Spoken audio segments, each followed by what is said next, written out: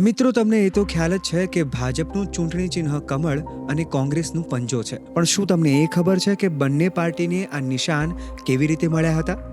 તો ચાલો આજે એના વિશે વાત કરીએ.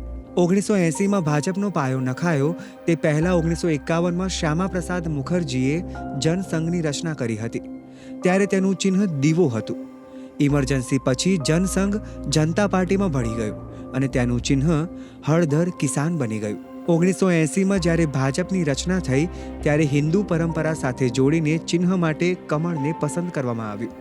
ભાજપે કમળ એટલા માટે પસંદ કર્યું કારણ કે તેનો ઉપયોગ સ્વતંત્રતા આંદોલનમાં અંગ્રેજો સામે પણ કરાયો હતો.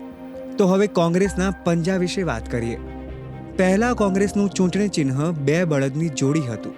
પણ જ્યારે કોંગ્રેસમાં વિભાજન થયું ત્યારે જગજીવન રામની કોંગ્રેસને અસલી કોંગ્રેસ માનવામાં આવતી હતી. તેથી નિજ લિંગપ્પાના નેતૃત્વવાળી કોંગ્રેસને બે બળદનું ચિહ્ન નહોતું આપવામાં આવ્યું.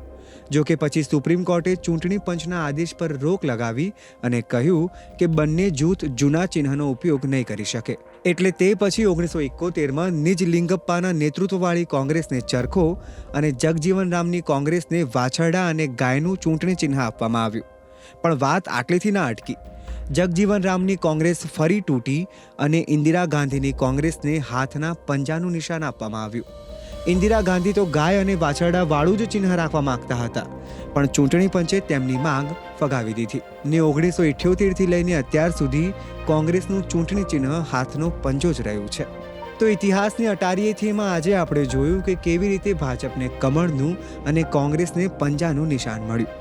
બસ આવી જ અન્ય ઘણી બધી રસપ્રદ માહિતી માટે જોડાયેલા રહેજો ગુજરાતસમાચાર.com સાથે.